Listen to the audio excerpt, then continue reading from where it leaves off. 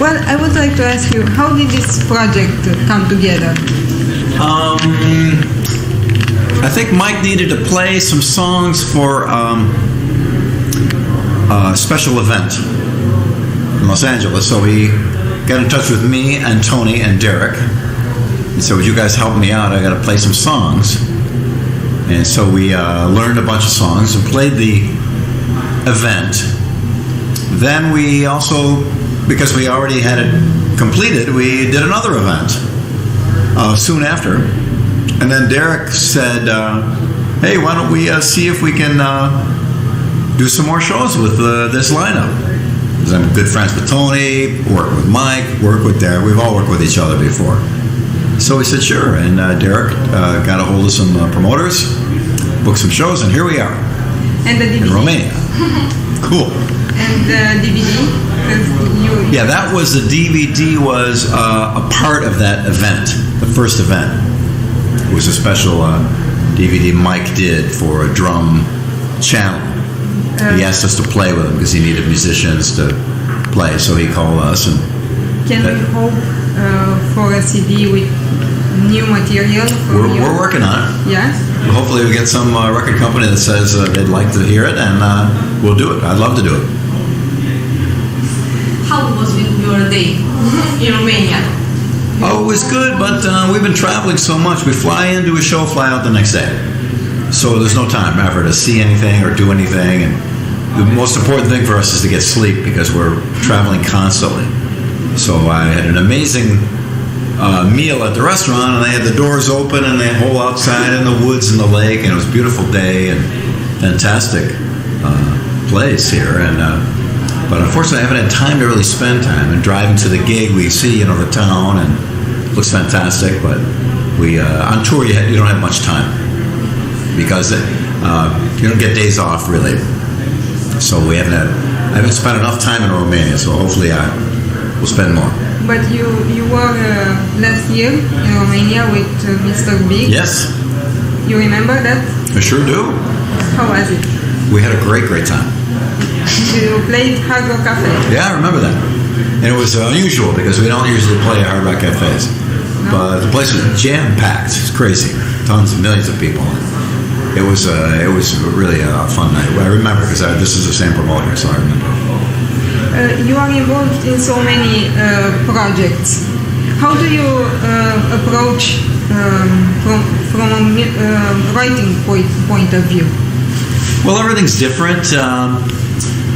Things naturally change. If I'm with a band like this, I would tend to write music that the kind of things we play. They're aggressive and sharp and tight and kind of hard edge. Mr. Big is more singing. There's a lot of singing, so we sing. So I tend to write more, vocal things and harmony things. And I have a band called Nias, and with Dennis Chambers, a little jazzier, and so I tend to write a little bit more, because I've been playing a long time, and through all my years, I've played different kinds of music at different times, so I usually know how to play, pop, singing songs, heavy metal, fusion, different things. But I always make a line between them. I don't try to mix them up. For me, I wouldn't want to do 7/4 time with Mr. Big. Maybe sneak one in, but not too much. How changed the music your personality? Say again? Again, one more time. The music changed your personality? How? Well, rock, blues. Well, I've been a fan of music since the very beginning. I'm still a music fan. So I listen to a lot of music, and I'm interested in all kinds of music. So music is the greatest art form. It's the number one. It's the top of art. Music, many philosophers have explained why that is, but take my word for it. Music is the greatest art form. It does things to people that other art does not. And for me, being so close to music, it's affected my life and changed my life and given me a great understanding of the world and life just by listening to the music. So it's had a big effect on my personality. So when I write or play with a band, I try to do to the listener what music has done to me as a fan. It's affected me, so I want to affect them the same way, in a good way. That make sense? I was always curious about the perspective of a bass player because the singer is always in front. The lead guitarist is going in front. And how was the perspective of a bass player? Well, the purpose of the bass is to give a pitch or a key to the rhythm. Drums alone, they're just drums. What key are we in? I don't know. The bass comes in, plays with the drums, and defines what the key is, and locks in the drum with time. So we take time and melody, and we are the connection between time and pitch or melody. So as a bass player, that's always been my job, is to connect time, the drums, with guitar and vocal. And soloing, when you do a solo without drums, just you, how is that? Is it very different? Well, it's kind of like a piano etude or a violin caprice, or the first time I heard Hendrix do Star Spangled Banner at Woodstock by himself. You know, the other guys were behind there, but he was just going up. It's just a way to express yourself. It's not the normal bass playing. It's not what I do with the band, but it's I've done them since the early 70s. I was doing bass solos way back in 1971, 72, before you were born.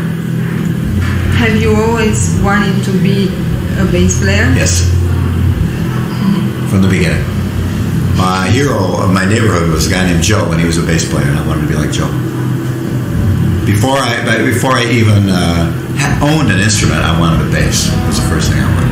That's great, because when I ask other bass players, they say, well, you know, I was on guitar, I wasn't so good, so I passed on to bass. And I think we need a bass players that love this instrument from the beginning. True.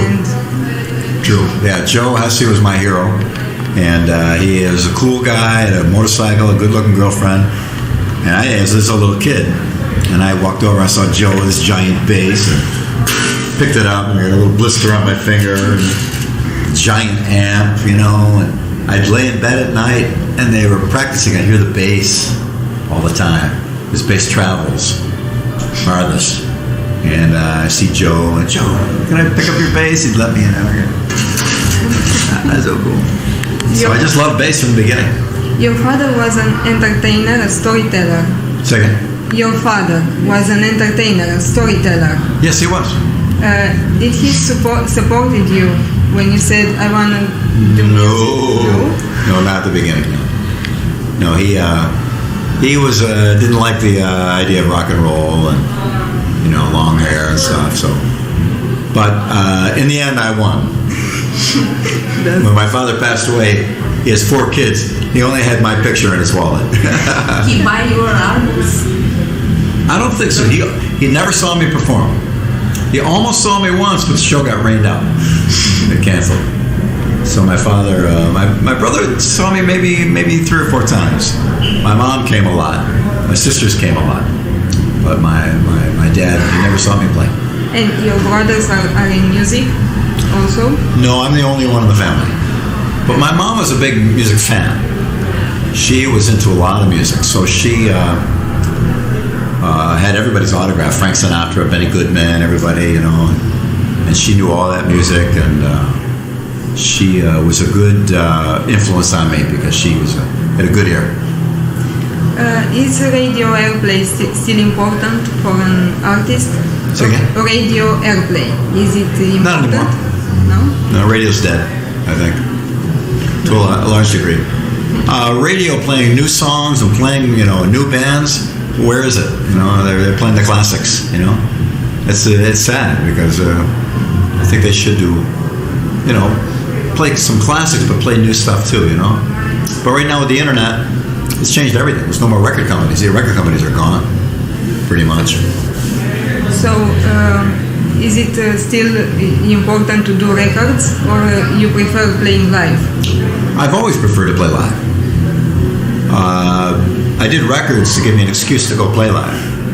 So, but I still like recording. I still making a record. I still listen to a lot of recorded music at home. My iTunes is a terabyte, about 80,000. No, it's over 100,000 songs in my iTunes. Big collection. But radio, I think, really needs to reinvent itself. You can't do the same thing they did in the 70s, 80s, or 90s. There's got to be something new, And there is internet radio that's pretty cool, And the people need disc jockeys. When I was young, disc jockeys were powerful. They were the most powerful people in the music business. They decide what got played. It was up to the disc jockey, not the station manager. The disc jockey said, "I like this record. I'm going to play it with this new band, the Beatles. I like it. I'm playing it," and they did.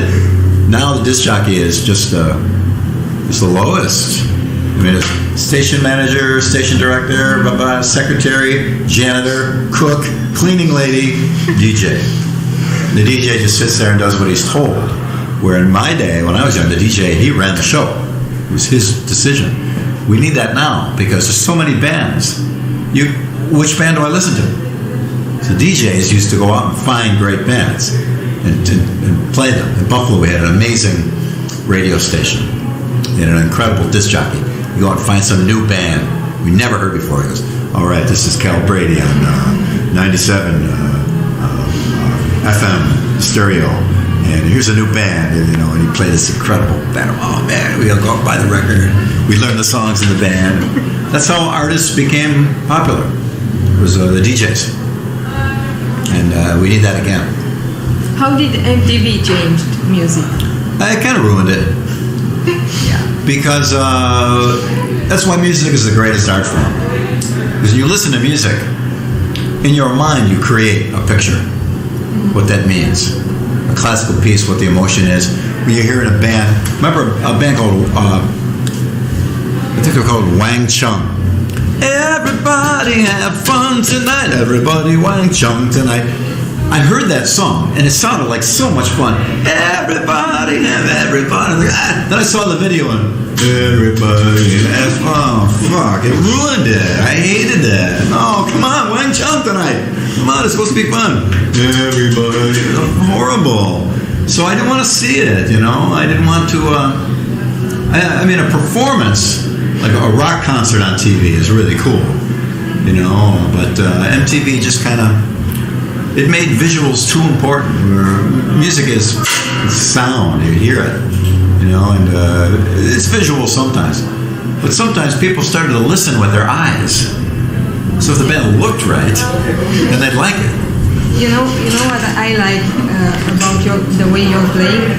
Is that when I hear a CD, I can actually see the way you move. Well, right on. You see me perform live. Well, that's good. I'm glad to hear it. Yeah, so in your mind, you're creating. You're part of the art because you're creating in your mind because it doesn't come from anywhere else. If it's in your mind, you had to create it. Yes. So that's why it's the greatest art form because the listener becomes part of it, becomes part of the art, which is amazing. Do you remember the first concert you ever went to? I sure do. It's Jimi Hendrix. First show. Pretty cool. Pretty nice way to start. Wow. He came out and we played and we were watching. He came out and he stood on the mic stand just on his feet and the mic stand and he's like doing fire. Let me stand next to your fire, and it wasn't moving. And we're watching him. Jimmy, go crazy. And the whole lot of Jimmy going, "Oh, move over. Let Jimmy take over." Yeah, you know what I'm talking about. Yeah, and he goes, the whole place. Unbelievable. So I ran up to the front of the stage because back then the security was much lighter. I ran right up, right there. There he was, and I took my camera. 1, 2, 3, 4. Changed the flash cube. 1, 2, 3, 4. Went back to my seat. I sent my film in to get developed.